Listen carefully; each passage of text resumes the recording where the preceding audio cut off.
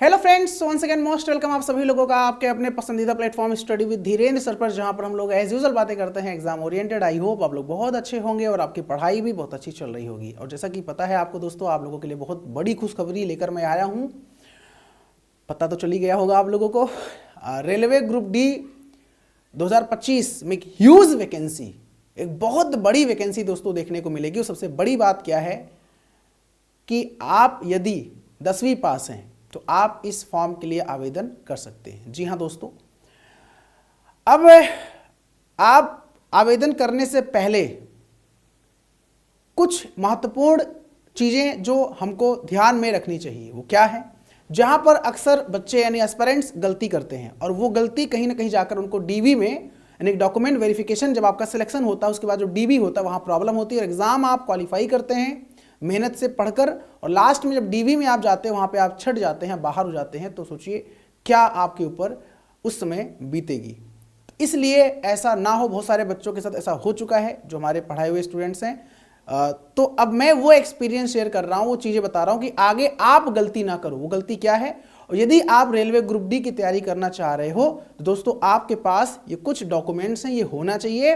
अगर ये नहीं है तो आपके लिए आगे प्रॉब्लम हो सकती है। ठीक है, तो मैं एक बेहतरीन सेशन आपको प्रोवाइड कर रहा हूं।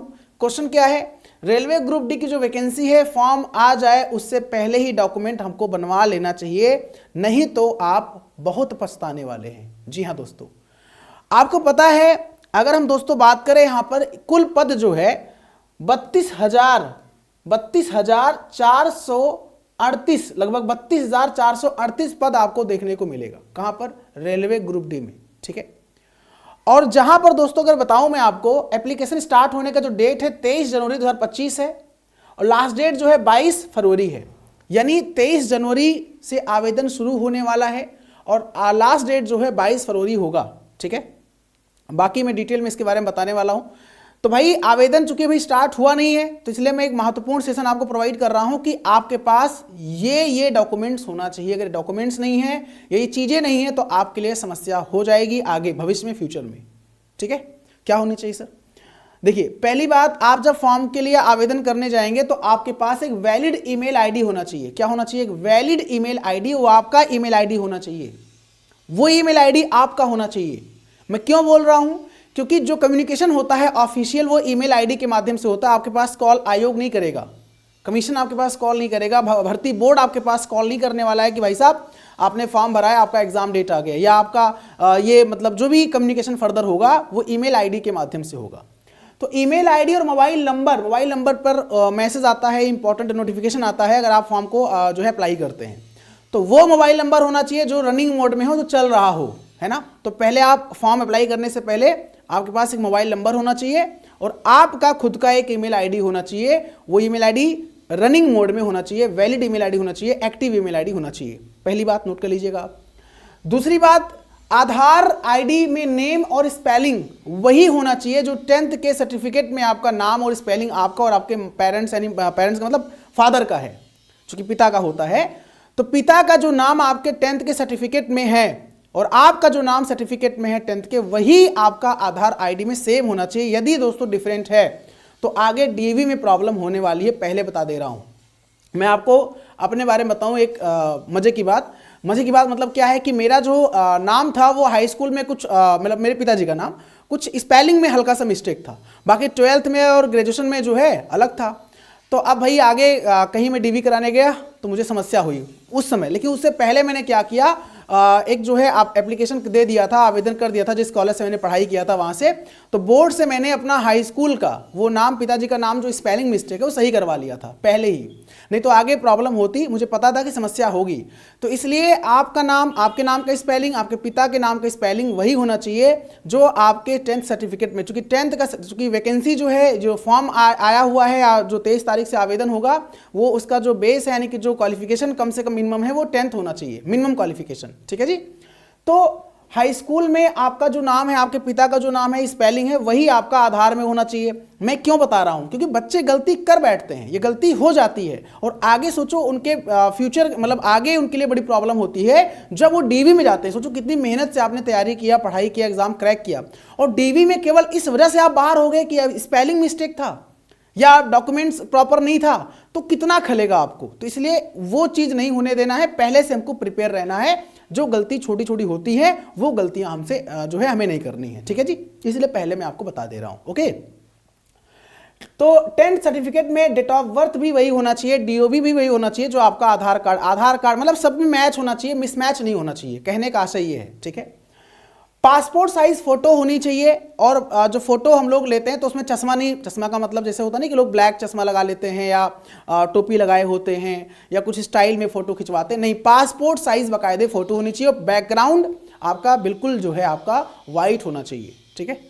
वहाँ पे इंस्ट्रक्शन लिखा होता है जब आप फोटो अपलोड करते हैं। सिग्नेचर भी आपका प्रॉपर जिस फॉर्मेट में दिया गया होगा उसी फॉर्मेट में आपका फोटो सिग्नेचर होना चाहिए, अदरवाइज आपका फॉर्म भी रिजेक्ट हो सकता है अगर पासपोर्ट साइज नहीं होगा या दूसरे तरीके से होगा, और आगे डीवी में भी आपको प्रॉब्लम होगी, ठीक है।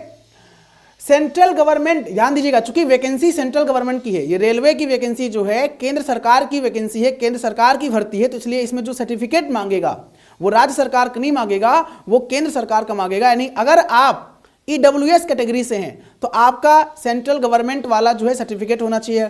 अगर आप कास्ट सर्टिफिकेट लगा रहे हैं, जाति प्रमाण पत्र लगा रहे हैं या कोई भी प्रमाण पत्र लगा रहे हैं आप, चूंकि वैकेंसी सेंट्रल गवर्नमेंट की है तो ये सेंट्रल सर्टिफिकेट सेंट्रल गवर्नमेंट का होना चाहिए, ना कि स्टेट गवर्नमेंट का होना चाहिए, क्योंकि वैकेंसी जो है वो सेंट्रल गवर्नमेंट की वैकेंसी है, ठीक है जी।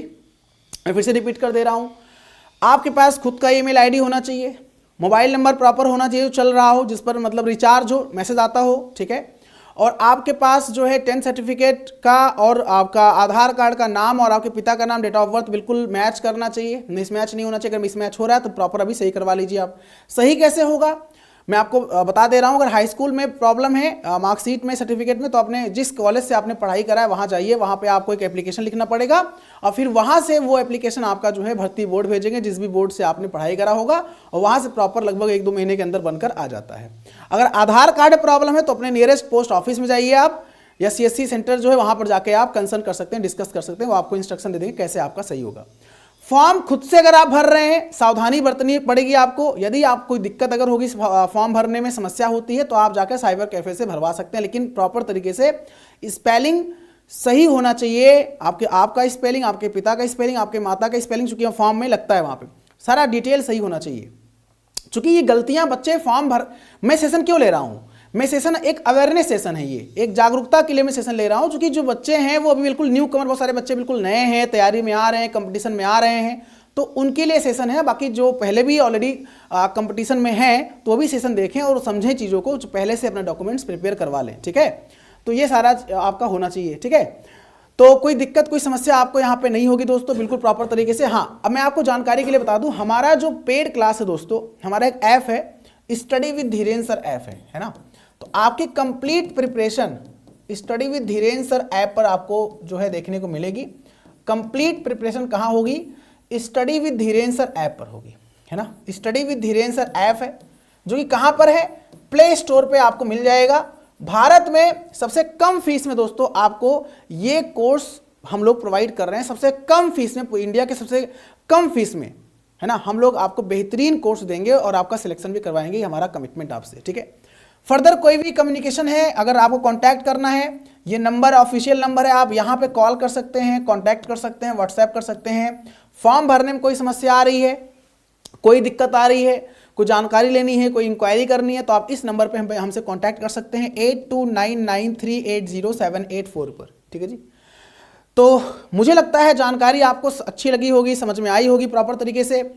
आवेदन 23 जनवरी से स्टार्ट होगा और लास्ट डेट हमारा 22 फरवरी। लेकिन मैं फिर से बता दूं, लास्ट डेट का आपको वेट नहीं करना है, क्योंकि इसमें करोड़ों आवेदन होते हैं, करोड़ों बच्चे फॉर्म को अप्लाई करते हैं, इसलिए सर्वर क्रैश हो सकता है, सर्वर बिजी हो सकता है, सर्वर में प्रॉब्लम हो सकती है। इसलिए आपको 22, 23, 24, 25 के अंदर ही अपना फॉर्म जो है अप्लाई कर देना है, ये ध्यान दीजिएगा। यानी कि लास्ट टाइम का वेट नहीं करना है, इंतजार नहीं करना है आपको, ठीक है जी।